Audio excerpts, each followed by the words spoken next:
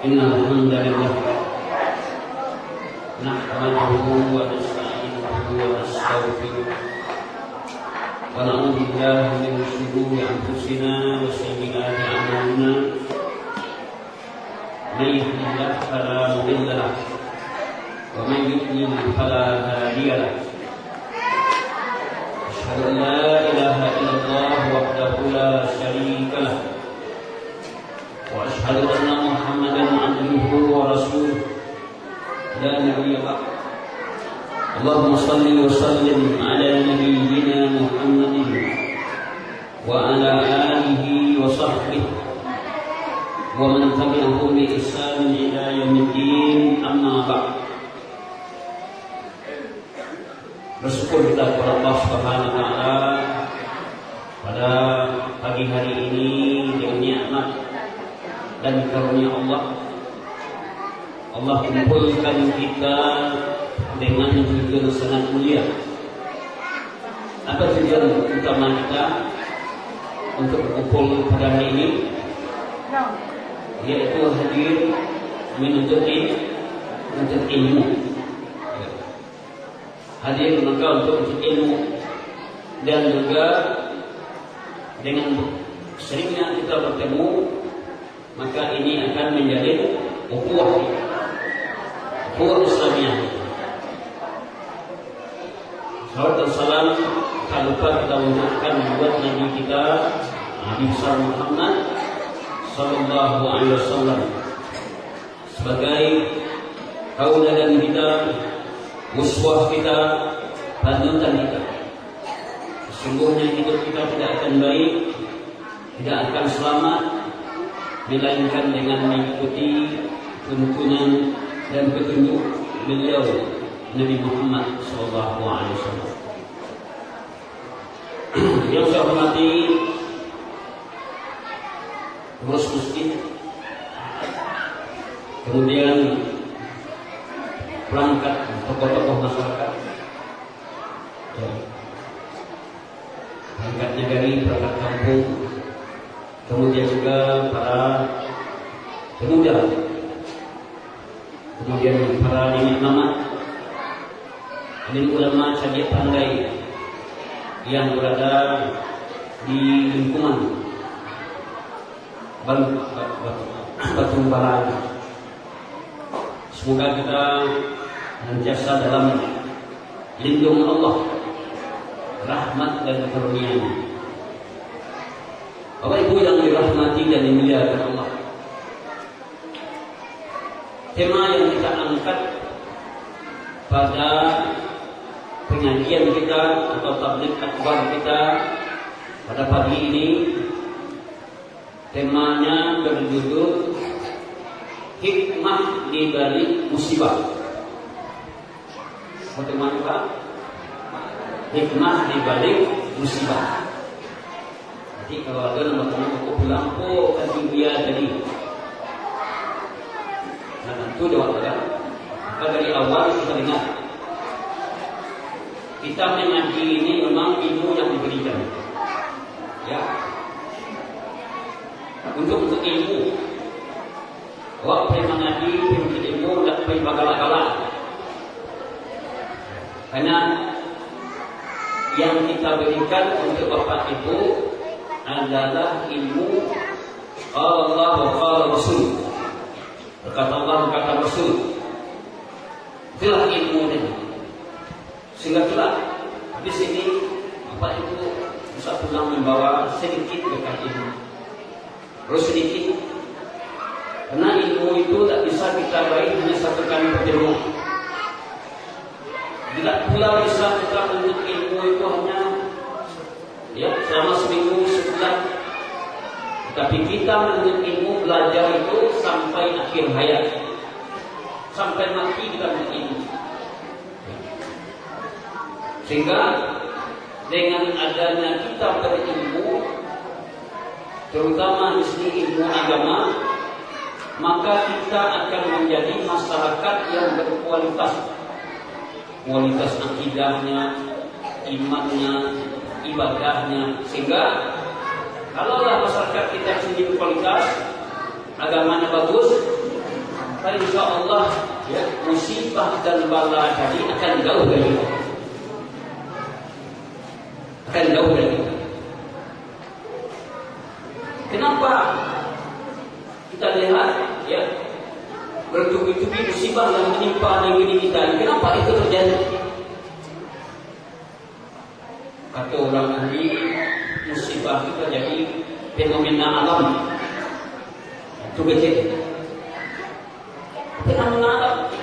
Kok tak ada yang tahu ya musibah itu terjadi? Keyakinan kita, akidah kita dalam Al-Quran sudah diberitakan, telah dikabari. Kenapa musibah terjadi?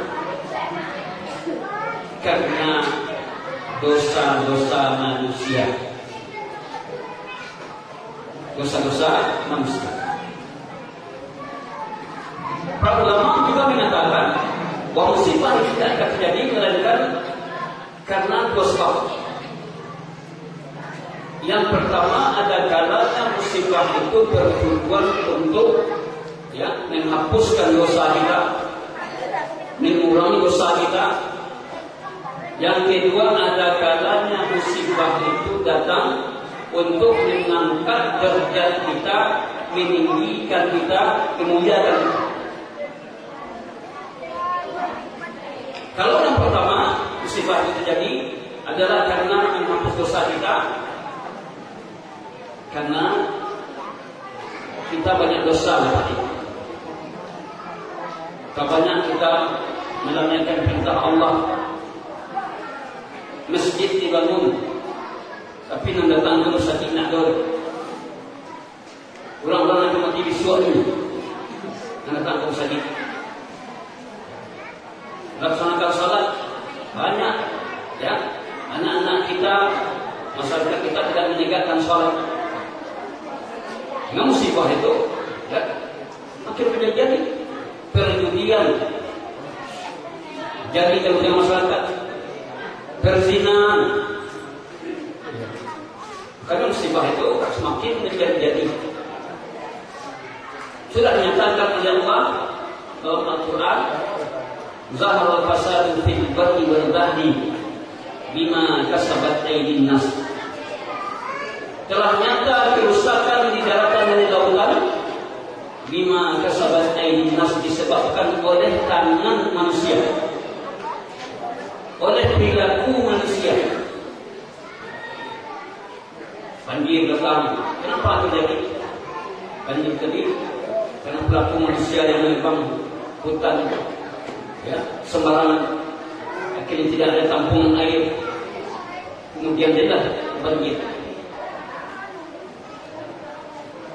Terutama untuk negeri kita ini, di Batubara ini, tidak ada tempat bagi kita untuk memohon, tidak ada tempat bagi kita untuk mengadu, melainkan kepada Allah. Wa idza sa'alta fas'alillah, wa idza ista'anta fasta'in billah. Jika engkau mintalah kepada Allah. Jika engkau minta tolonglah kepada Allah. Menjatuhkan musibah itu, menurunkan musibah itu mudah bagi Allah. Mengangkatnya mudah. Kepadanya kita memohon, kepadanya kita meminta, bukan kepada penunggu gunung, penunggu bukit, tapi hanya kepada Allah. Nah, banyak masyarakat kita masih tidak paham dengan tauhid, siapa meminta. Banyak masyarakat kita, masyarakat kalau lewat di jembatan, dibunyikannya klakson. Permisi. Takut nanti orang yang penunggu jembatan tadi marah. Apakah ada penunggu jembatan? Kok minta permisi pula? Kalau Allah dia memberikan manfaat, memberikan mudarat, tidak ada. Ya. Karena kebiasaan masyarakat kita tidak paham dengan tauhid, akhirnya mereka melakukan itu. Apa itu yang dirahmati dan dimuliakan Allah? Musibah yang terjadi di negeri kita ini, ya, ada hikmah. Pasti ada hikmah. sesuatu yang Allah turunkan tidak ada hikmah, pasti ada hikmah. Asa an takrahu syai'an wa huwa khairun lakum, wa asa an tuhibbu syai'an wa huwa syarrun lakum. Ini di antara hikmah perkara-perkara yang kita tidak sukai. Asa an takrahu syai'an. Ini dalam Al-Baqarah 216. Kalau kita lihat surah Al-Baqarah ayat 219. Boleh jadi sesuatu yang kamu tidak senangi, kita suka terjadi seperti banjir, ya, gempa. Boleh jadi sesuatu yang kamu tidak senang terjadi. Wa huwa khairul lakum, itu baik bagimu. Wa asa an tuhibbu syai'an, boleh jadi sesuatu yang kamu sukai itu terjadi. Wa huwa syarrul lakum, rupanya itu jelek bagi kamu. Musibah yang terjadi pasti ada hikmah. Apa hikmahnya sekarang ini musibah yang terjadi di kota lain? Yaitu kita bisa bertemu. Tadi pada masjid saya katakan ada hikmahnya. Kalau tidak ada musibah itu mungkin dia tidak timbul sebut. Ya buat? Iya, ada hikmah. Artinya apa yang terjadi, sesuatu yang tidak kita suka itu jangan kira itu jelek. Baik. Ya. Suatu ketika saya membaca sebuah berita di Aljazair, ada seorang ibu, dia mau berangkat haji. Rupanya ketinggalan pesawat. Ibu ini ketinggalan pesawat. Kamu akan mati mulai, ya. Pesawat kan akan balik lah. Dan mungkin balik. Akhirnya ibu ini menangis sambil berdoa. Dia sangat rindu sekali untuk pergi, ya, ke Makkah. Berdoa di Ka'bah. Sangat rindu sekali, menangis-nangis. Sampai disuruh pulang oleh, ya, petugas bandara. Tidak boleh pulang. Saya tetap sini. Saya tetap memulangkan. Rupanya bukan itu. Berapa jam setelah itu, ya, pilot merasakan sesuatu yang aneh di pesawat. Pesawat ini kayaknya bermasalah. Sekiranya tidak diperbaiki, ini bisa, ya, kecelakaan pesawat. Akhirnya jalan salah satunya balik ke bandara, balik. Ya. Jalan satunya balik ke bandara. Tiba di bandara, ya, dicari ruangan yang kosong untuk penumpang pesawat, tak ada. Kecuali ruangan yang sekarang ditempati oleh ibu yang tinggal tadi, itu yang kosong. Akhirnya berkumpullah mereka di situ. Ibu tadi, masya Allah, senangnya bukan main.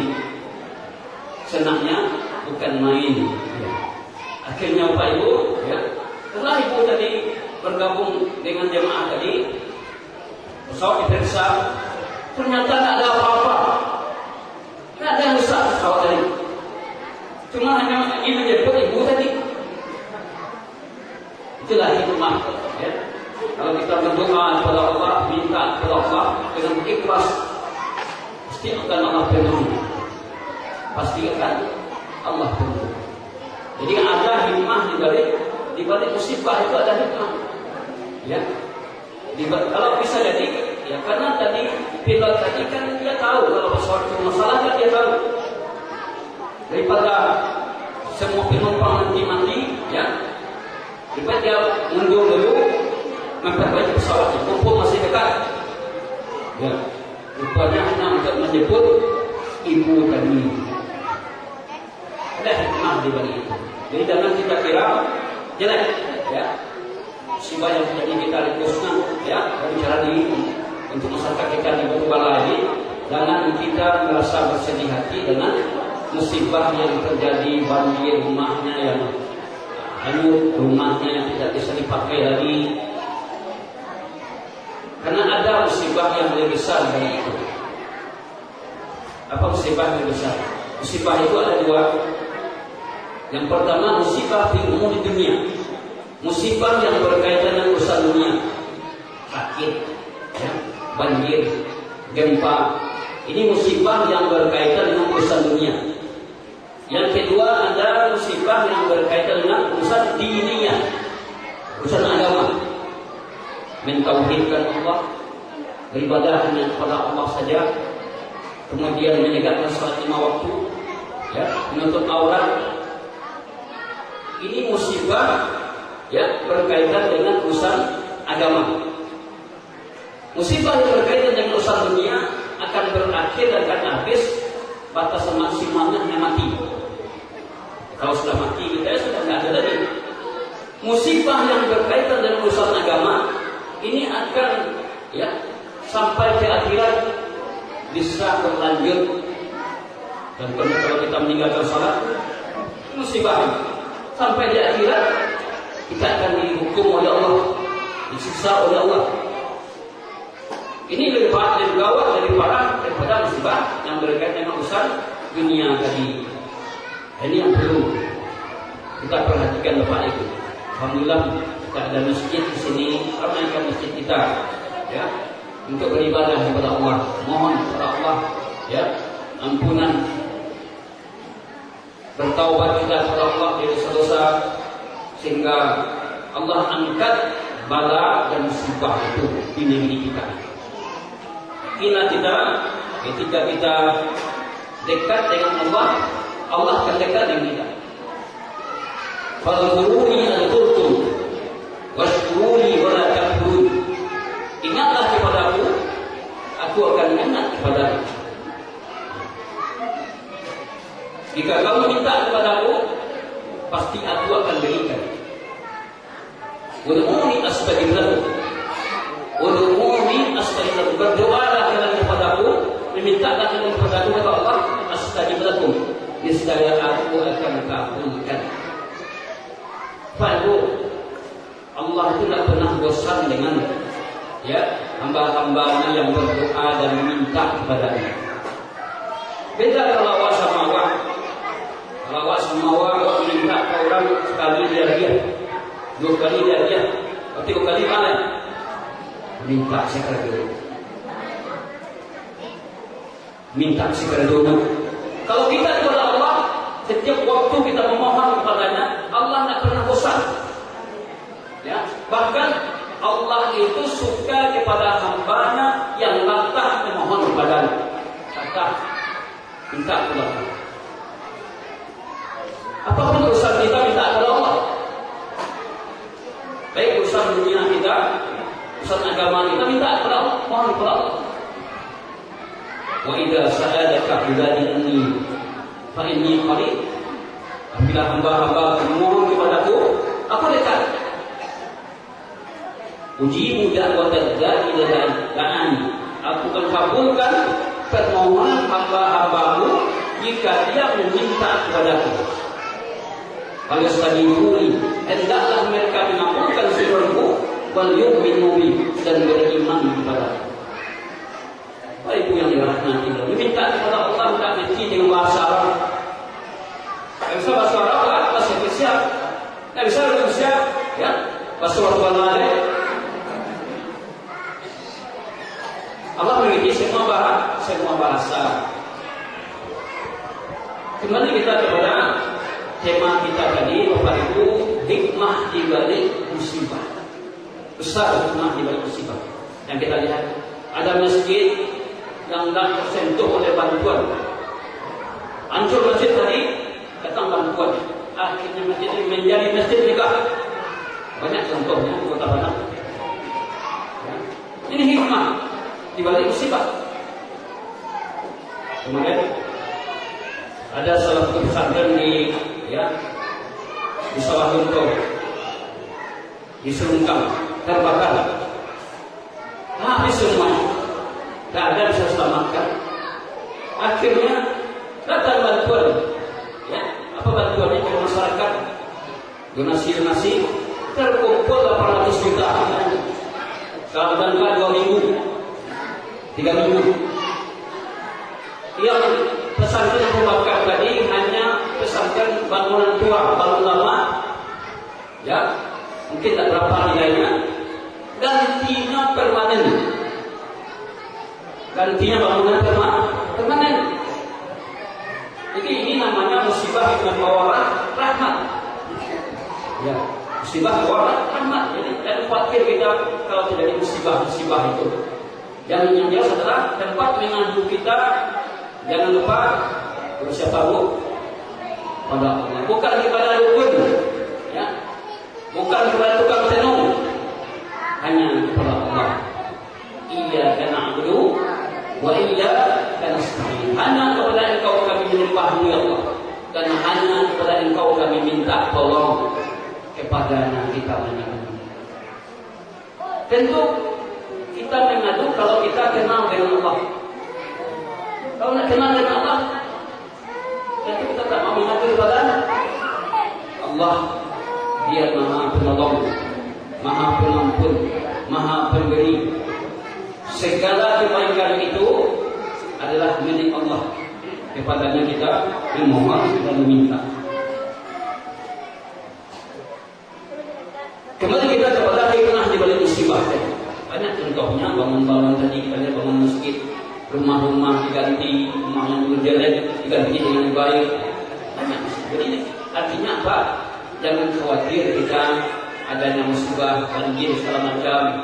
Tetap kita ingat kepada Allah, minta kepada Zat yang menurunkan musibah Allah agar Allah tidak turun. Sekarang ini sering terjadi hujan. Saya memintanya kepada Bapak Ibu, apa doa yang diajarkan oleh Nabi, doa agar hujan tadi tidak menimpa kita. Artinya hujan mendatangkan kebaikan. Ini yang mungkin masyarakat kita dalam baca doa.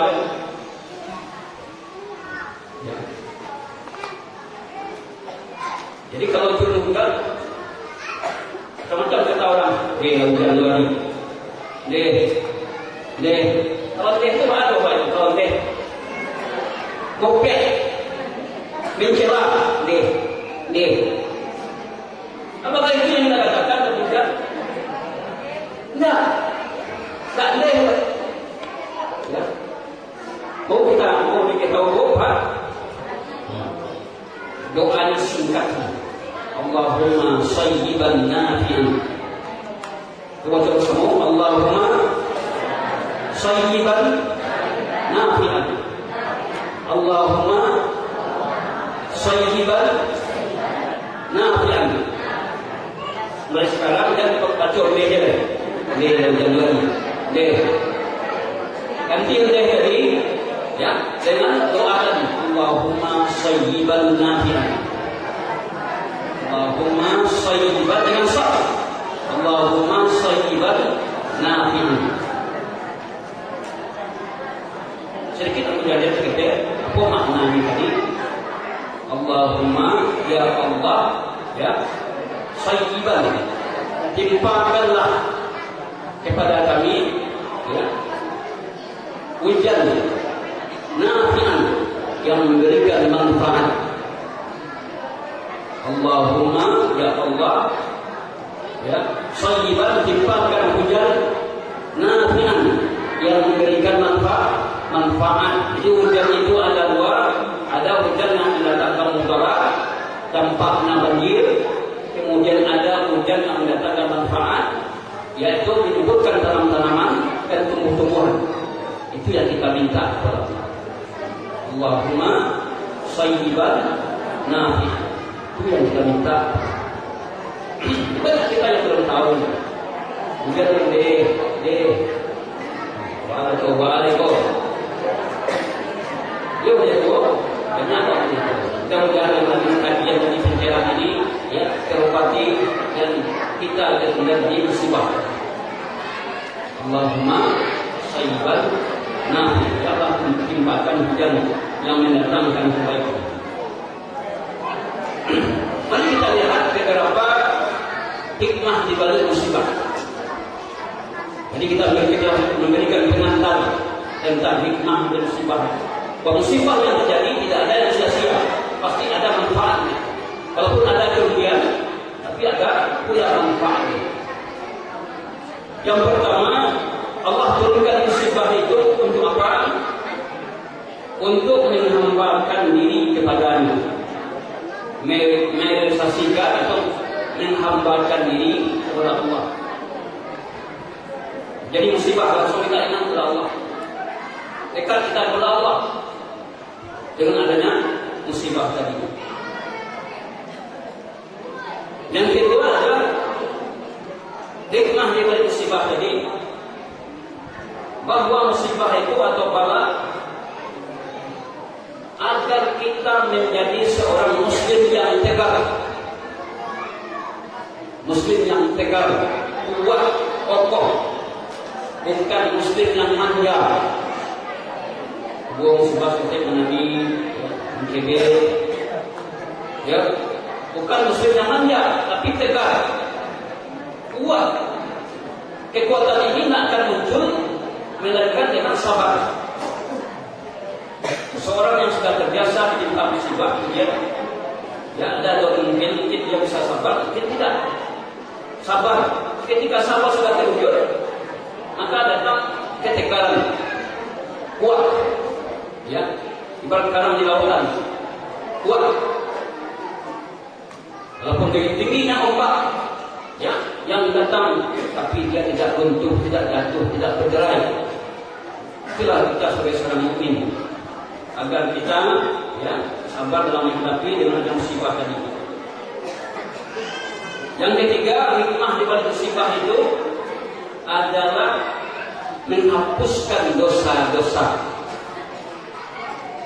Jadi kalau begitu, kalau banjir yang ada di Batubara itu tidak musuh itu, iya. Tapi syaratnya apa? Sabar. Jadi kalau kita mencoba, jadi dulu ya, tidak punya soal itu. Mencela, mengumpat, tapi kita tahan. Sabar. Berikan hamba kesabaran Allah. Berikan hamba kesabaran yang musibah itu. Gantilah yang lebih baik. Maka ada pula doa yang diadakan kita ketika ditimpa musibah. Allahumma ajurni fi musibati wakhluqni khairan minha. Ya Allah, berikan aku pahala dalam musibahku dan berikan ganti yang lebih baik dari musibah tadinya. Kan banyak terjadi. Musibah merupakan pahala, kemudian merupakan ganti. Jadi penghapus dosa-dosa kita. Ada kalanya dosa itu, seorang musibah itu muncul karena dosa. Namun ketika kita ditimpa musibah tadi, kita sabar dalam menghadapinya, tidak sesuai, gugur dosa. Begitu cara Allah untuk menggugurkan dosa-dosa. Dosa ini maksudnya dosa-dosa kecil. Kalau dosa-dosa besar tidak berzina, tidak sabur dengan musibah. Berjudi, sabur tidak sabur dengan musibah. Taubat. Kalau dosa besar dengan taubat, ya, apa?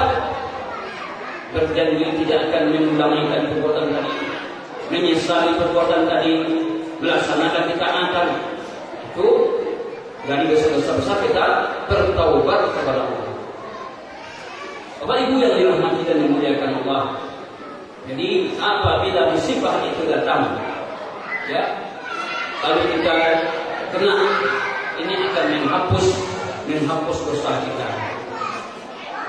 Sebagaimana dalam hadis dinyatakan oleh Nabi, ma yazalu bala'u bil mu'min wal mu'minati fi nafsihi wa waladihi wa malihi hatta yalqa Allah wa ma alayhi khafiyah.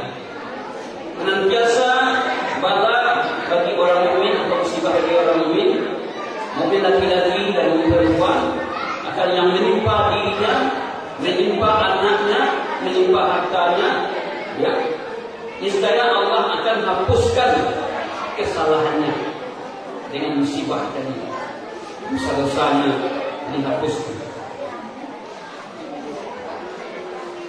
Musibah itu ada kalanya tadi kita katakan karena dosa manusia. Kalau bagi orang berdosa, kemudian dia mendapatkan musibah, dan rumahnya hilang, rumahnya habis, hartanya habis, lalu dia sadar, ya, mengampun kepada Allah, bertobat kepada Allah, maka saya ini baik baginya. Allah akan kabulkan doa. Sehingga sadar. Jadi dengan ada musibah ini menyadarkan orang dari dosa sehingga kembali kepada Allah. Kalau yang menimpa itu orang-orang yang taat, pemana orang-orang saleh, orang-orang yang menjalankan agama Allah, bertauhid kepada Allah, dan mampu pernah tinggal ibadah wajib dijaganya, ibadah sunnah demikian. Kalau iya orang ini timpa musibah, maka ini mengangkat derajatnya, memuliakannya. Apakah itu penyakit yang datang atau kematian yang datang, itu mengangkat derajatnya, memuliakan. Artinya Pak, dalam pandang Islam tadi tidak ada yang jelek. Memang dia jelek, tapi hikmahnya tidak ada jelek. Ada kebaikan di situ. Yang akhirnya ketika datang musibah tadi, kita tidak lagi menyalahkan Allah, tapi menyalahkan diri kita. Allah tidak menginginkan keburukan pada kita, tapi Allah menginginkan kebaikan pada kita. Yang keempat adalah musibah itu akan mengangkat derajat. Hikmah musibah tadi akan mengangkat derajat dan mendapatkan pahala. Musibah akan mengangkat derajat dan mengangkat pahala. Kita lihat para nabi banyak yang ditimpa musibah. Seperti Nabi Ayub. Siapa tahu apa musibah Nabi Ayub? Penyakit. Hampir 20 tahun beliau sakit, tidak bisa bergerak, sakit kulit. Bin Ayub itu orang yang kaya. Ketika beliau sakit, habis kekayaannya untuk beli obat. Si Nabi itu juga berobat, beli obat. Kita berdoa kepada Allah, obat beli juga sampai beliau jadi miskin. Pengorbanannya untuk beli obat tadi.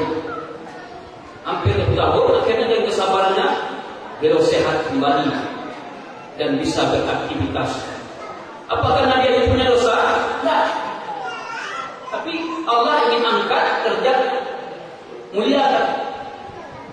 Jadi kalau sekiranya ada saudara kita, tetangga kita rajin beribadah kepada Allah, taat menjalankan agama Allah, tapi sakit-sakit terus, ya, habis biaya obat, tapi dia tetap taat, maka ini Allah akan mengangkat derajatnya, dimuliakan. Ada orang yang tidak melaksanakan perintah Allah, salat tidak dilaksanakan, buat syirik juga, Allah nak berikan dia musibah.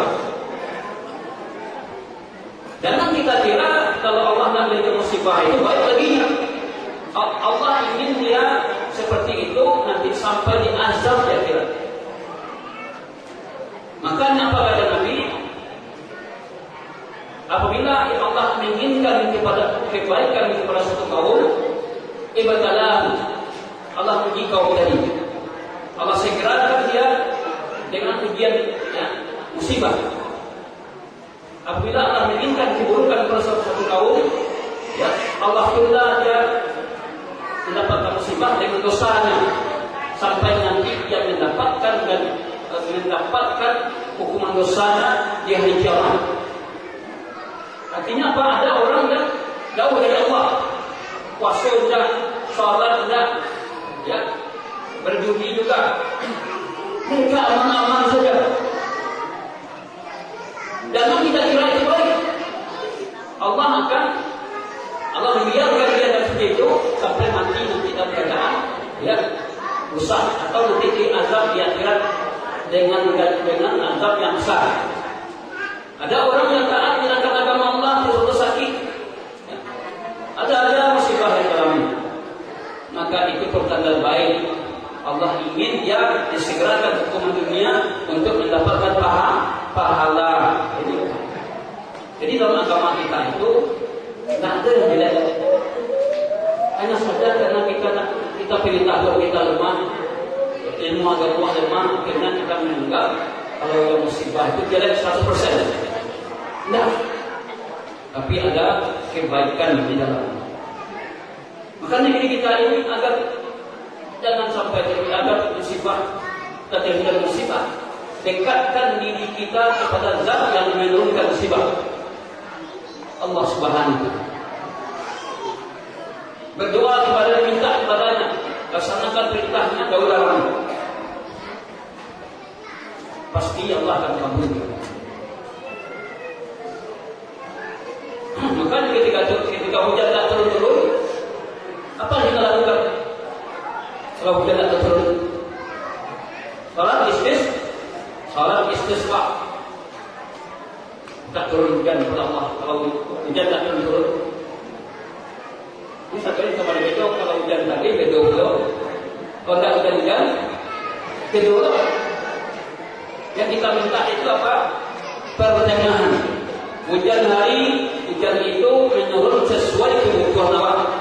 Panas juga demikian, panas hari sesuai kebutuhan kita. Kalau panas terus sampai hujan, ya kita juga akan berbahaya juga bagi kita. Yang kita minta itu adalah bagaimana Allah memperlakukan keadilan dalam keadaan alam ini, penuh dengan keadilan. Yang kelima, hikmah dari musibah itu apa? Kesempatan untuk melihat celah dan aib kita. Dengan ada musibah ini kita melihat kekurangan kita di mana, dosa kita di mana, kita koreksi. Kemungkinan dosa, dia melihat pada perbuatannya. Mungkin karena ada dulu saya melakukan kesalahan, dulu pernah ada begini-begini, yang datang musibah dalam keluarga kita seperti ini. Ini perlu kita perhatikan, karena ada kalanya musibah itu terjadi karena dosa-dosa kita masa lalu, dan kita tidak bertobat padanya, atau sebagai hukuman bagi kita terhadap dosa-dosa kita masa lalu. Mungkin kita ada orang yang kita tahan dan kita kembalikan, atau hutang tak membayar. Dia berhutang tak membayar. Ingat, 50 rupiah pun kita berhutang, tetap hutang namanya.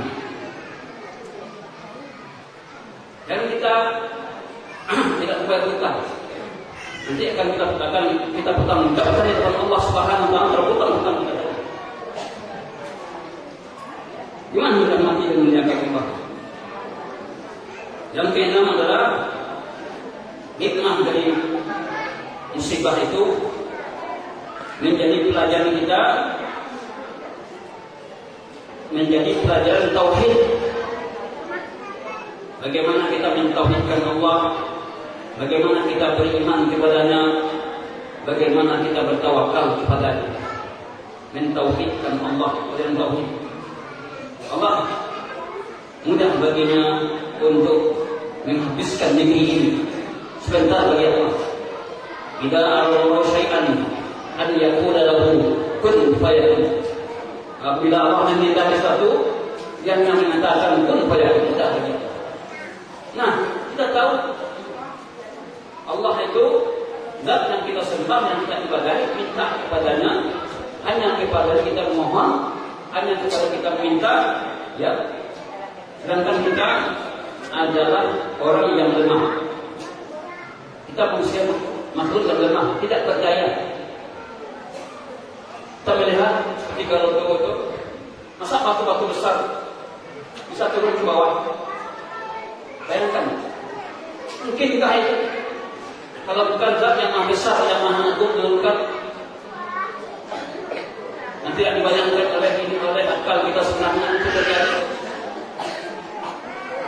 Cukuplah kita ini sadar bahwa kita manusia yang lemah, tidak punya kekuatan. Sebagaimana doa yang kita baca, la haula wala quwata illa billah. La haula, tidak ada kekuatan, tidak ada upaya, wala quwata, tidak ada kekuatan illa billah, sedangkan kekuatan dari Allah. Ada yang kita minta, kita berserah diri kepadanya, kita bertawakal kepadanya, dan kembali padanya. Yang ketujuh, hikmah dari musibah itu, bahwa musibah itu menghilangkan sifat ujub, sifat kagum kepada diri sendiri. Saya tidak akan karena orang ini mendapatkan kenikmatan kekepanjangan, lalu dia timbul kagum, tidak akan pernah jadi musibah. Saya orang yang berkecukupan, saya orangnya harta setiap sudut ada. Dengan ada musibah tadi, hilang sifat ujub, kagum kepada diri sendiri. Maka kita lihat orang yang musibah kan bukan hanya orang biasa saja, orang miskin, orang kaya juga banyak lupa musibah. Contoh ketika COVID kemarin, ada profesor yang meninggalnya karena COVID. Meninggal itu karena COVID atau karena siapa? Ya stop. Ada dia matinya dia COVID. Kayak itu apa? Siapa mati dia matinya dia COVID. Itu yang muncul dari masyarakat kita. Seolah-olah yang mati itu adalah COVID. Tidak, Bapak Ibu sekalian, itulah ajalnya. COVID itu hanya salah satu sebab saja, tapi ajalnya di situ. Para banyak orang karena COVID tak mati. Bahkan masyarakat awal banyak dari COVID tidak mau pakai mobil kalau sakit juga. Aman-aman aja. Yang mati kalau COVID, Allah ajal kita sesampai di situ. Bukan karena COVID tadi. Ini betul-betul kita luruskan. Bapak matinya dia stroke. Mati dia stroke. Apakah stroke yang matikan seorang tadi? Tidak. Ajal yang sudah ditentukan adalah situlah ajal. Ajal yang sudah ditentukan. Ini perlu kita garis bawahi. Ajal yang sudah ditentukan. Bukan sebab-sebab itu yang mematikannya, tapi ajalnya tadi sudah sampai di situ. Jadi dengan adanya musibah, ya, bala, menghilangkan penyakit ujub. Apa itu ujub? Kagum terhadap kehebatan diri sendiri. Ambunan sandia, ambunan hebat, ambunan kayu, segala macam jambu, ya, ujub yang lain tidak. Dengan adanya musibah tadi, sifat tadi hilang. Kenapa? Allah Maha Kuasa, Allah ya berkehendak atas segala sesuatu. Sebentar bagi Allah untuk menghancurkan yang ini. Maka jangan kita sifat ujub. Hendaklah kita bersifat tawadhu, rendah hati. Jauhkan sifat ujub. Yang kedelapan, hikmah dari musibah tadi, bahwa musibah itu akan menyebabkan manusia tahu dengan hakikat dirinya, tahu dengan hakikat diri yang sebenarnya saya ini hamba Allah. Banyak orang yang ketika dalam keadaan kecukupan, dalam keadaan sehat walafiat, tidak ada cobaan, banyak yang melihat lalai dalam menjalankan perintah Allah. Lalu ketika turun musibah menimpanya, baru dia dekat kepada Allah, baru dia menjalankan perintah Allah, dia menegakkan salat 5 waktu. Ya. Dulu ketika Allah beri kenikmatan, tidak pernah dia beribadah kepada Allah.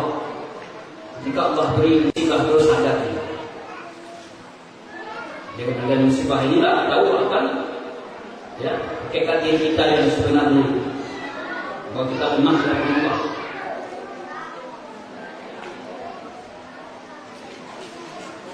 Yang ke-9, hikmah dari musibah tadi, musibah itu menjadi mental kuat, mental yang kuat. Ada contoh menarik Nabi Muhammad. Nabi Muhammad ketika lahir sudah dalam keadaan yatim. Kan Bapak Ibu, kalau tidak ada suami mak awak dan ibu cuma langgam itu menjadi 3, menghidupi anak kita. Nabi dibina dalam keadaan yatim. Kemudian pindah ke asuhan ketika ibunya meninggal. Pindah asuhan kepada kakeknya. Itu berat. Kalau tidak punya bapak itu berat. Kebayang jauh kalau anak buah tak ada bapak. Bagi kilo. Apalagi nak ada ibu. Meninggal ayahnya ketika dalam kandungan, ketika lahir berapa tahun, meninggal ibunya. Pindah lagi ke dalam asuhan kakeknya Abdul Muttalib. Tidak lama setelah Abdul Muttalib pindah lagi kepada pamannya Abu Talib. Jadi dari kecil Nabi itu sudah ditimpa dengan musibah. Maka kau minta. Kau kalau manjo, ya, kalau tidak pernah dididik dengan artinya mental tidak pernah dididik dengan suatu yang berat, maka menyebabkan manja, sulit menghadapi persoalan. Maka dilatih diri kita menghadapi persoalan dilatih. Kuat beliau meninggal kemudian beliau meninggal pamannya. Itulah yang dihadapi oleh Nabi. Beliau sudah ditempa, dibina dengan musibah. Ada orang yang susah hidupnya, tapi dalam kesusahannya tadi dia bersungguh-sungguh. Akhirnya apa? Dia berhasil. Di musibah itu mendidik mental kita. Mendidik mental kita bagaimana kuat, bagaimana sabar dalam menghadapi kehidupan. Tidak boleh kita mencela tadi. Mulai dari sekarang, Facebook pada lampir dan banjir, hilangkan leh ini hilangkan. Tapi kita sabar dalam menghadapinya, kita berdoa kepada Allah, ya Allah, berikan kesabaran. Ya Allah, berikan ganjaran kepada musibah ini. Olah ini barang-barang ya, keadaan diselamatkan. Apa doa kita? Allahumma jurni fi musibati wa akhlif li khairan minha. Ya Allah, berikan ganjaran kepada musibah yang menimpa aku dan berikan ganti yang lebih baik dari itu. Itu doa yang kita. Kalau dari sahabat saudara Indonesia, ya Allah, berikan ganjaran musibah. Semuanya apa nama bentuk musibah kita sekarang ini? Air tidak ada, sekarang tidak ada. Berikan ganti yang baik, berikan ganjaran kepada musibah bumi dan berikan ganti yang lebih yang kita minta kepada Allah gantinya. Agar Allah berikan. Kemudian yang 10, musibah itu dengan adanya musibah tahu bahwa mana kawan. Paham maksudnya? Kalau kawannya jawab akan tolongnya. Banyak orang ini kalau kita dalam keadaan nikmat, kita kawan. Kita ketika susah dia jauh. Nampak mungkin kita bersama resiko kan. Dari bersama tadi ada yang hancur rumahnya. Kemudian ada yang selamat. Ini akan tahu mana sana awak yang batu dari perhatian bawah, mana enggak. Kalau dia selamat, mungkin rumahnya enggak bawa, rumah saudaranya hancur. Kemudian dia tidak ada membantunya. Istri nampak dia itu senang atau benci dan tidak. Dilihat dia apa? Musibah. Kenapa demikian? Orang yang hasad apa itu? Orang yang hasad sifatnya apa? Senang kalau orang lain dapat musibah. Ya. Dan dia tidak suka kalau orang lain dapat dia hasad. Kalau ada sifat seperti itu pada diri kita, cepat istighfar. Bola hasad. Tanda hasad tadi, ketika ada saudara kita, tetangga kita dapat nikmat, kita tidak senang. Nikmat motornya balik motor baru. Lalu apa pikir apa? Pinjam trio. Untuk motor trio tidak. Jadi kalau orang lain. Tapi sebelum lipat kita, Allah pencet motor. Berani. Alhamdulillah kita puji dia. Menandakan kita tidak asal dengan orang tadi. Jadi dengan adanya musibah ini nampak saya kawan saya lawan. Kalau dia kawan lawan, kita akan dibantunya. Kalau berlawanan, kita akan dibiarkan saja. Inilah salah satu misi dari kami Yayasan Darul Iman dan Sulawesi. Di antaranya adalah memberikan bantuan-bantuan ke masyarakat. Sebenarnya pun aktiviti kami pula berbaik. Karena orang biasa dan orang kaya. Ini karena amanah dari masyarakat pula, kita hanya menyampaikan. Bantuan-bantuan yang diberikan oleh lembaga yang bergabung dalam tim ini bukan pula uang pribadi kita, tapi juga dari kaum muslimin. Kita hanya menjalankan amanah saja. Bagaimana dibangun kelas masjid ini, yang ini adalah bantuan kaum muslimin. Kita hanya wasilah saja antara mengumpulkan masyarakat yang amanah, lalu mereka memberikan kepercayaan, kita memberikan kepada masyarakat. Itu misi kita. Kenapa demikian? Khairun nas ma yanfa'un nas. Sebaik-baik manusia yang memberikan manfaat kepada manusia lainnya. Jangan ada jawab ini ilmu, dia orang lain. Orang ada harta, dia orang lain orang miskin. Yang ada tenaga, dia memberikan manfaat. Bukan menjadi manusia tidak berkembang atau merusak. Itu yang kita lakukan di Yayasan Darul Iman. Alhamdulillah, ketika ada musibah-musibah, kita berusaha untuk memberikan bantuan jadi wasilah. Orang-orang yang punya harta, yang menginfakkan hartanya, kita kumpulkan dan kita bagikan kepada masyarakat yang sangat membutuhkan.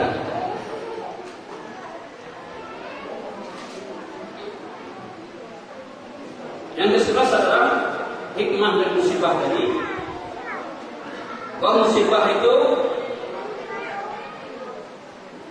akan menyebabkan orang bertaubat kepada Allah.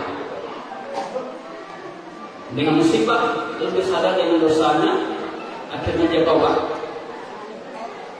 Tapi kalau sudah ditimpa musibah dan juga bertaubat kepada Allah, ini gawat.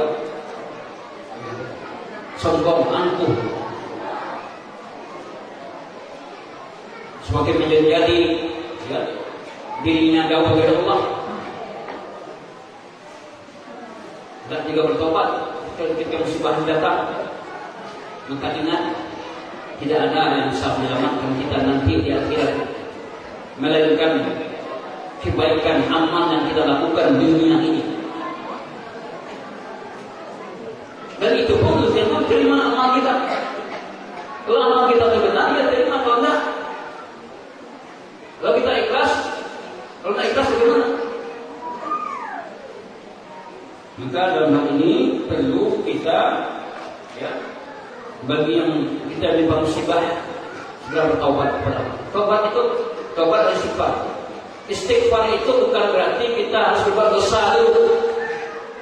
Suatu itu istighfarnya. Nabi sudah diampuni dosa yang berlalu, dosa yang akan datang diampuni. Beliau tetap istighfar dan taubat. Jadi ulama itu jangan berdosa lalu baru istighfar dan taubat. Tetap kita hari kita istighfar, taubat. Inni la astaghfirullah wa atubu ilaihi fil yawmi aktsar min 100 marrah. Sungguhnya aku beristighfar dalam sehari dan bertobat sehari lebih 100 kali. Ini Nabi kan? Nabi beristighfar dan bertobat dalam sehari lebih 100 kali. Jadi dalam tunggu dosa itu, kadang-kadang Bapak Ibu kita tanpa sengaja kurang takut dia melewat lawan dosa istighfar kita, mengampuni kita Allah. Kadang-kadang kurang bukan banyak pandai menilai. Jadi kalau sudah benar tidak bisa. Lalu dia mengunjingkan pemimpin-pemimpin, mengunjingkan para pemimpin. Kan dosa itu. Mengunjingkan itu menyebutkan kejelekan-kejelekan. Itu gunjing namanya. Maka bersifatlah kalau kita melakukan kesalahan yang kadang-kadang kita tidak sengaja. Tidak harus menunggu berdosa dulu.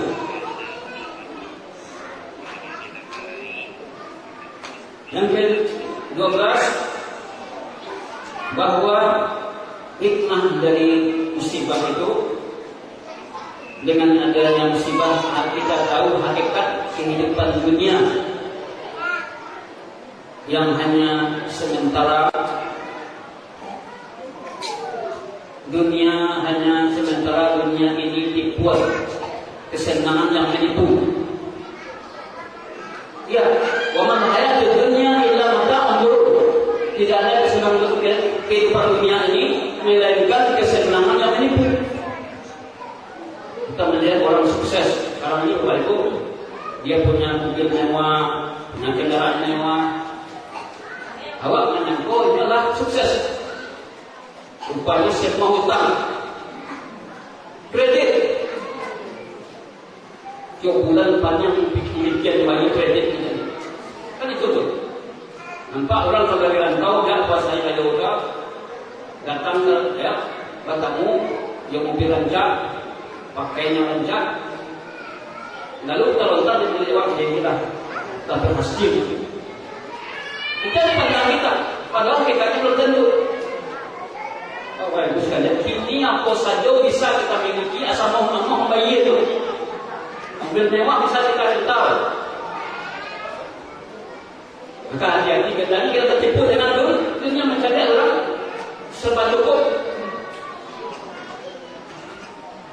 Hiduplah kita sederhana, qanaah. Apa yang ada dari nikmat yang Allah berikan, itulah rezeki kita.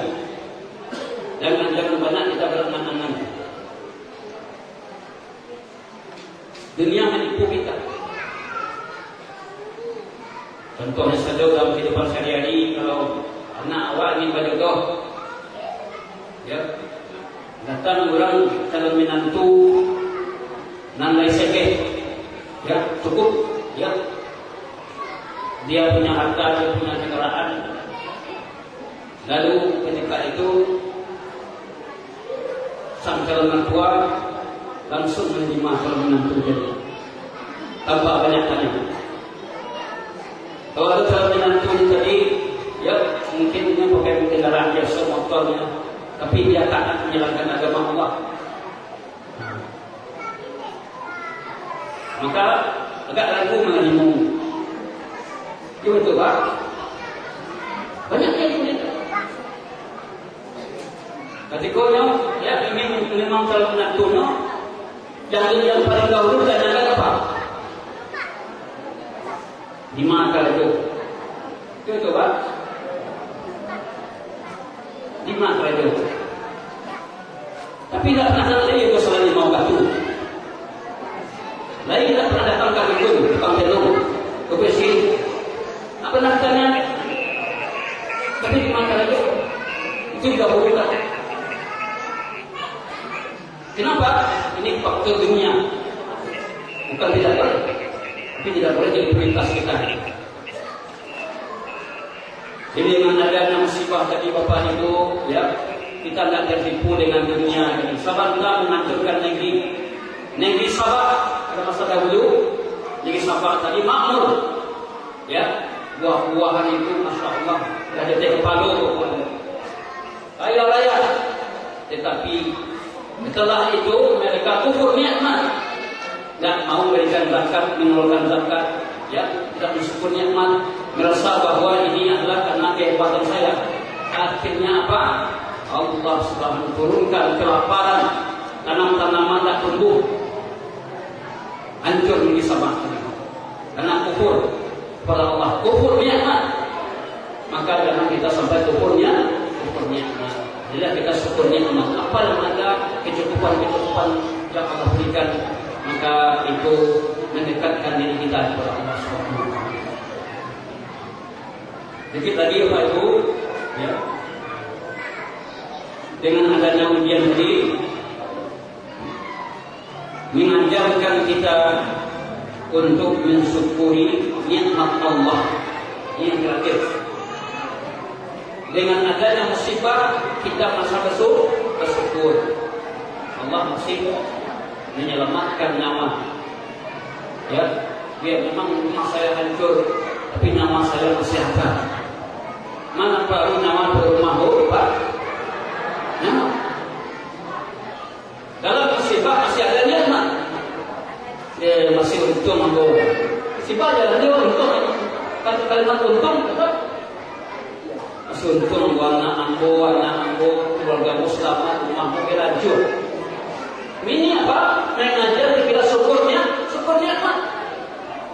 Kalau nyawa sudah layak, apa lagi baik? Apa yang lebih hebat daripada nyawa?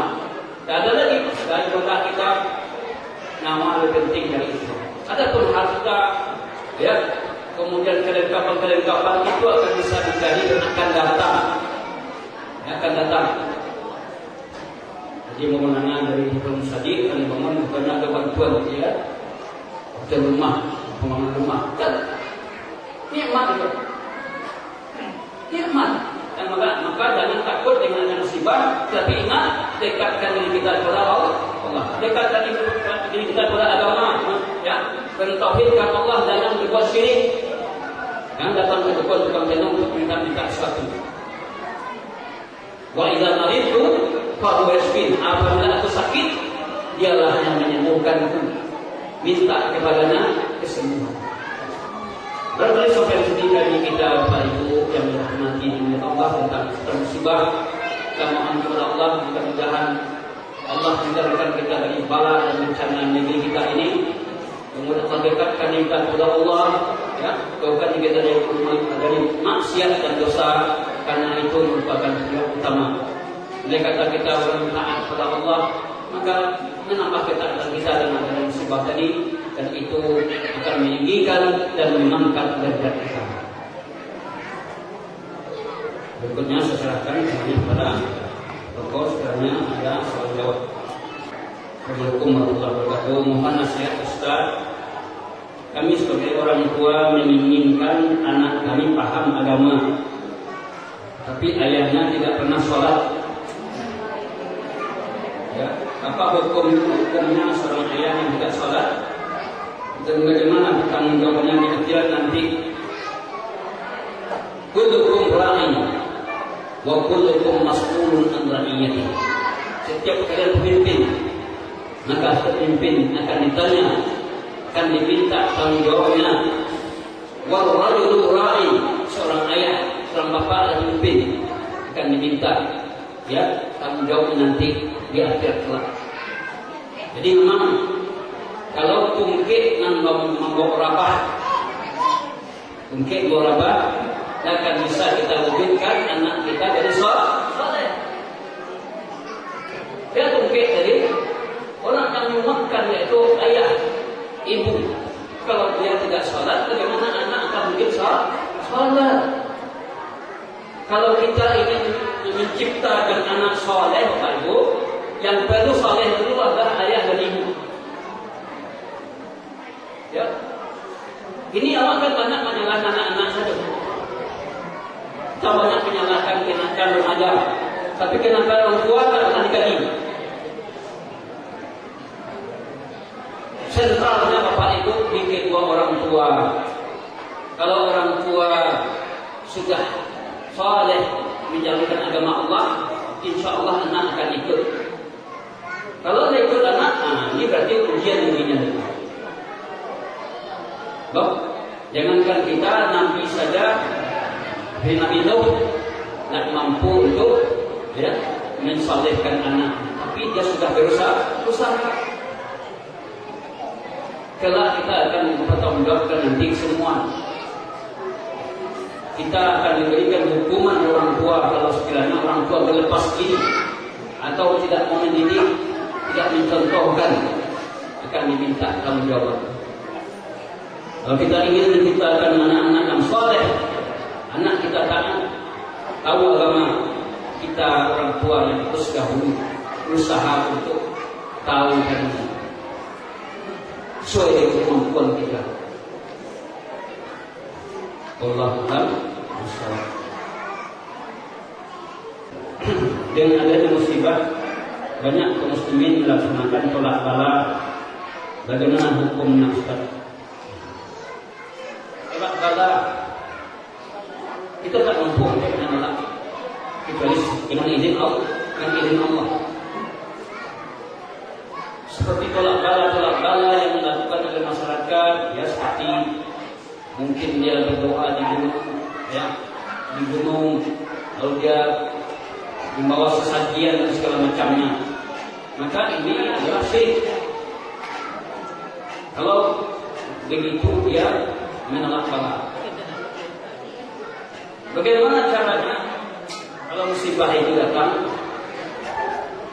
Kita diajarkan dari sikap kita untuk bersabar, mengharapkan pahala dari Allah, berdoa agar Allah berikan ganjaran, berdoa kepada Allah agar mengganti diberkakan dengan cara melakukan ritual-ritual tolak bala yang banyak dapat sebagian dari daerah tertentu, ya, dengan sesajian menyerahkan makanan kepada gunung atau menyembelih hewan tertentu.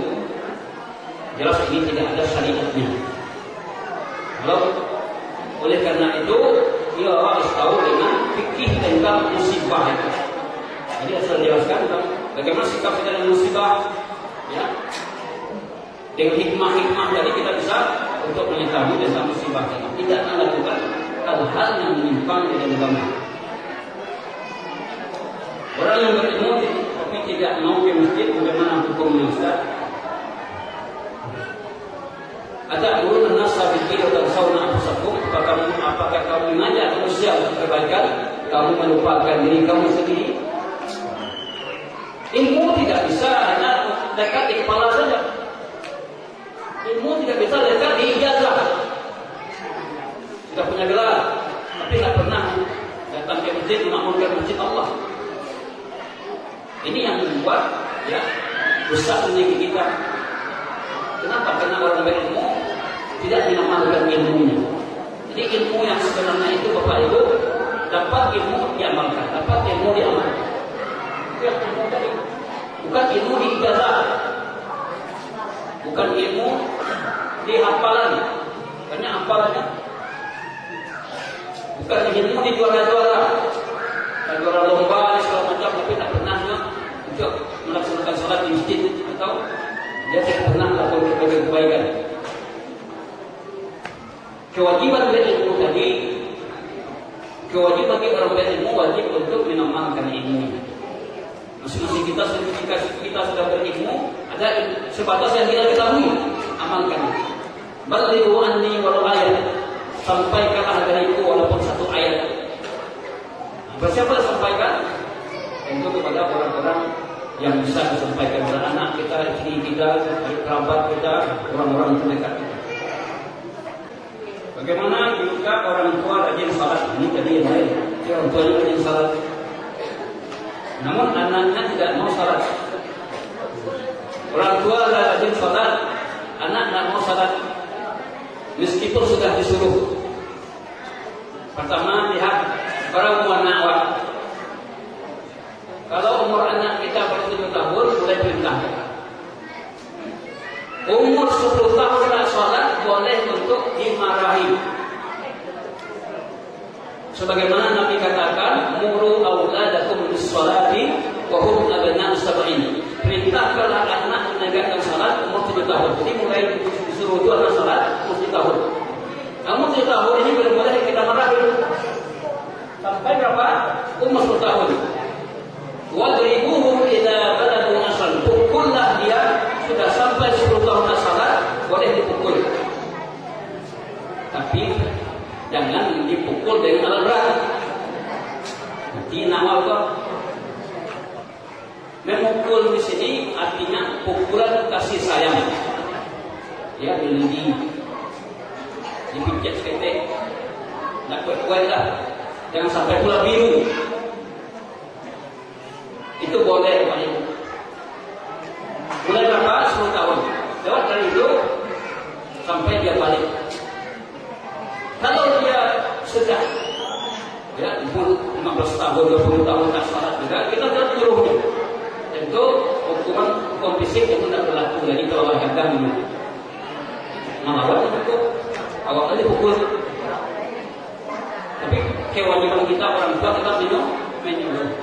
Kalau sudah balik dia sudah tahu dia yang benar salah, kita hanya sekedar menyuruh. Kalau nanti kerajuan, itulah berdosa, itulah menanggung dosa.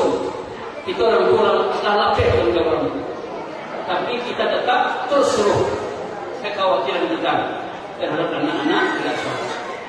Maka jangan kita biarkan usia yang mulai 7 tahun sampai 10 tahun tadi, jangan sampai ada anak kita yang tidak sholat.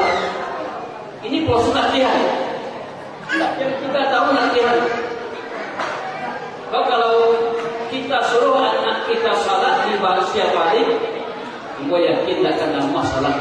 Tunggu balik dulu, tunggu balik terus selesai, tak akan malu.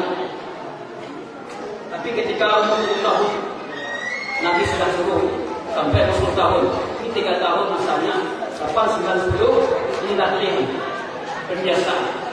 Lewat 10 tahun tak salat, baru boleh dimarahin dan dipukul. Ini sudah kita lakukan. Sampaikan kepadanya azab-azab yang Allah turunkan bagi orang tidak menegakkan salat. Berikan contoh yang baik. Kalau kita sedang berada di luar, tanya anak kita telepon kalau ada, ini sholat tadi. Ini sebagai apa? Perhatian kita orang tua terhadap anak. Kalau sekarang ini memang gagalnya orang tua dalam mendidik anak ketika dia tidak perhatikan pendidikan sholatnya. Di kota tiap tahun ada pesantren Ramadan dibiayai oleh Pemda. Selesai pesantren Ramadan, ada anak baru saja karena dia sudah dapat nilai dari gurunya. Siapa sebenarnya yang salah? Kalau saya melihat ini orang tuanya, orang tua harus lakukan ya pendidikan anak salat, jangan bosan-bosan. Kan banyak orang tua bosan disuka tidak namu. Kadang-kadang anak lama lalu dibiar saja, lalu lama biada. Kan kadang-kadang apalagi seorang ibu mau nak mau mengumumkan anak untuk sayang anak. Ini adalah yang keliru. Malah dengan dimamunkan dia tadi terus bukti sayang kita agar dia tidak diazab, dia tinggalkan. Wallahu a'lam.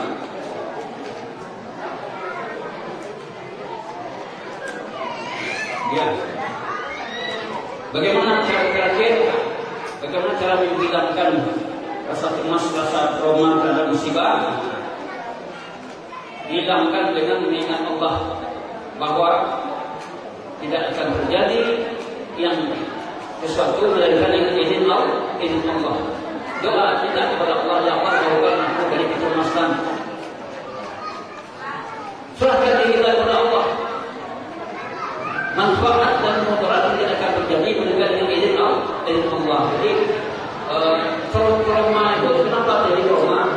Mental kita lemah. Kuatkan mental kita dengan apa? Dengan mengingat bahwa Allah yang berkuasa dan minta kepadanya kekuatan, minta kepada Allah kesabaran. Allah dekat ilmu kita, insyaallah itu bisa. Mustahil kalau sekiranya Allah yang tempat kita meminta Allah tak berikan, itu mustahil. Tapi dari kita dulu muncul penyerahan diri kita total kepada Allah. Samping kita berusaha, kita juga dekat kepada Allah, berzikir kepadanya, memohon kepadanya, menyampaikan lima waktu. Jadi kalau masih ada yang trauma, ya trauma itu kan karena takut kelebihan, cemas kelebihan. Baca doa-doa yang diajarkan Nabi, doa menghilangkan kecemasan, ya. Doa menghilangkan trauma itu ada doanya. Kalau tidak bisa, dalam bahasa kita juga boleh. Wa idza sa'alaka ud'uni astajib lakum. Mintalah kepadaku, niscaya aku akan kabulkan. Itu kata Allah. Minta Allah. Wallahu a'lam bishawab. Mungkin saja pembahasan yang bisa kita sampaikan, semoga bermanfaat. Insyaallah ta'ala dan waktu ya, kalau umur kita masih panjang, berikan kuatan Allah sekali kita melihat. Apa hukumnya bertetangga tidak saling sapa selama bertahun-tahun?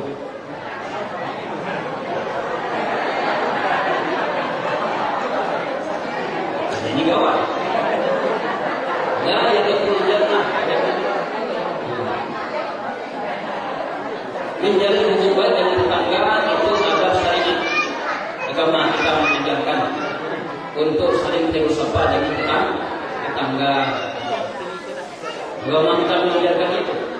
Bahkan Nabi mengatakan, la yazalu jibril yushini bil jar hatta janantu annahu sayu'rifuni.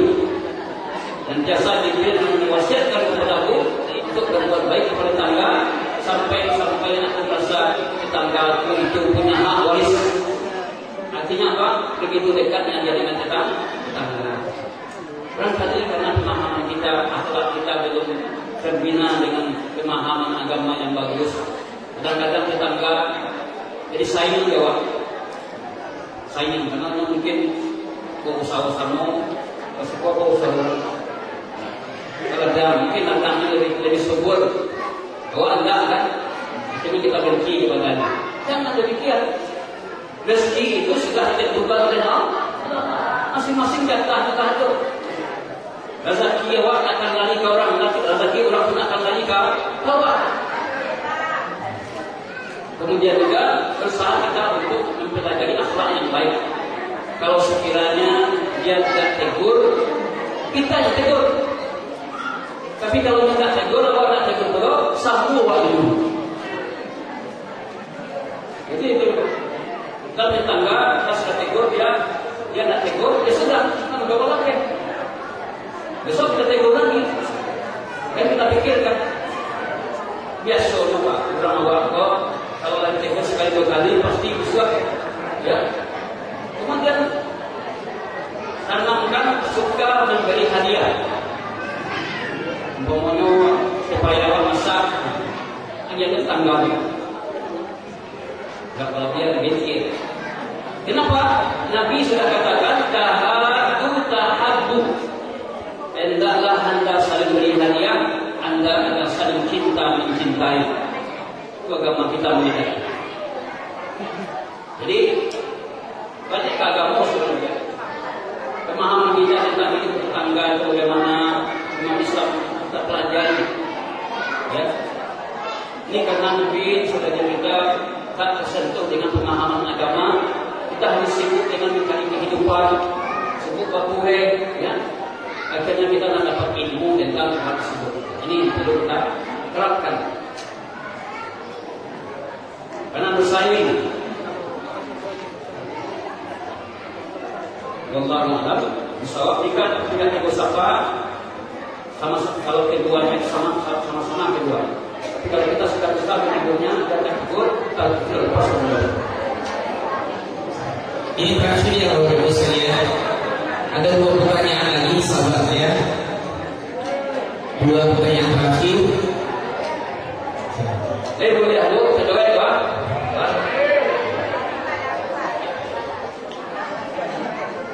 Enggak mau itu jangan boleh ping itu mana punya rumah. Mudah-mudahan enggak. Allah enggak kurang. Bapak caranya Ustaz kawan memang lebih orang yang lihat sekali 2 kali ingin menghancurkan awak mulai dari alat tani sampai kendaraan awak ya dia garam. Apa yang harus kuat lakukan Ustaz? Ini hasad ya. Maka jauhkan diri dari hasad. Kalau terbukti nasihati. Kalau mau terbukti ya minta ganti. Kalau terbukti jangan. Nanti menuduh. Ini yang perlu kita perhatikan. Ya bisa jadi jika kita masalahkan seperti ini yang harus kita ubah. Untuk apa kita berusaha? Ya, alat-alat tanaman kembang kita, apa manfaat bagi kita? Dosa kita dapat.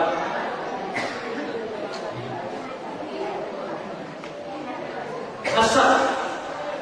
Bisa jadi karena hasad tidak menginginkan orang lain dapat nikmat, dan kalau orang dapat musibah senang. Baik Bu, kita tahu Nabi kita dan kita contoh.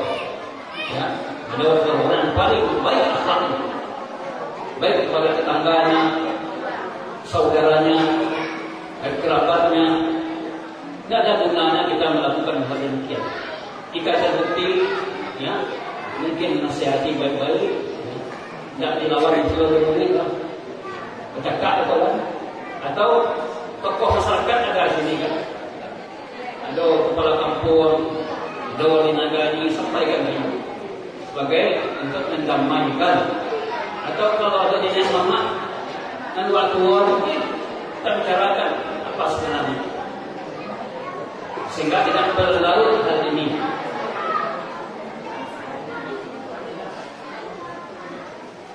Gimana caranya mengajak anak-anak supaya memperdalam ilmu agamanya? Kalau orang tuanya kurang mendukung sementara anak-anaknya mau belajar agama, ya. Kalau sekiranya anak-anaknya mau, anak-anak harus tetap kuatkan tekad untuk belajar agama ini. Orang tua dukung. Kalau kita betul-betul ingin mendidik anak kita agama, insya Allah Allah akan mudahkan. Jangan takut kita kalau punya harta. Ada sekolah-sekolah yang gratis, kalau kita punya biaya, asal mau, ya, asal mau kita untuk mendidik anak kita agama, dan kita juga. Jadi kalau kita tidak mendukung, takut tidak ada biaya, jelas Allah itu berada pada dugaan hambanya. Allahu inda zanni ahdihi. Kalau dugaan kita tidak mungkin dengan sekolah atau biaya, ya seperti itu pun ada terjadi. Tapi kalau kita punya orang tua punya tekad kuat, anak sekolah paham dengan agama, pemahaman agama, minimal kewajiban kita menyekolahkan anak kita sampai SMA, tidak wajib untuk kuliah. Ya, jadi kalau punya kelebihan, kalau kita tidak bisa menyekolahkan anaknya sampai SMA, sampai SMP, tidak. Tapi yang wajib baginya adalah paham agama. Yang wajib baginya. Tapi betapa banyak ilmu umum ini tidak berguna di lapangan, tidak manfaat. Yang berguna dia adalah ilmu agama. Jadi kita harap nanti dukung anak kita belajar agama, tentu ada fasilitasnya. Kalau di sini mungkin dari agama ada gurunya, ada guru yang menjadi Quran juga. Dan samping itu ada untuk masyarakat umum, ada ustaz yang membimbing belajar Al-Quran, belajar fikih, belajar akidah, ya. Kita harus menyisihkan waktu kita untuk menuntut ilmu, walaupun sekali seminggu. Sisihan, bukan sambil-sambilan. Sisihkan waktu kita. Bahwa Allah berikan waktu 24 jam. Tak mungkin 24 jam itu kita pakai untuk bekerja semua. Pasti ada masalah istirahat. Dan seminggu mungkin sekali atau 2 kali. Harus setiap hari kan. Insya Allah anak ini aset kita Bapak Ibu. Kalau anak kita baik, kita akan bahagia nanti. Mati banawa, itu kamu doa nawa. Tapi kalau anak tak baik, nanti kenapa ya mak ini? Lama dia pak gamana, katakannya istrinya saja. Ya, anak-anak. Tapi kalau anak itu anak soleh, pasti dia ingat orang tua. Dia berdoa kepada Allah, Rabbi khidli wali walidayya warhamhuma kama rabbayani shaghira. Ini doa itu satu orang tua. Baik ketika orang tua masih hidup atau ketika orang tua telah meninggal, dia selalu mendoakan orang tua. Ini anak yang soleh,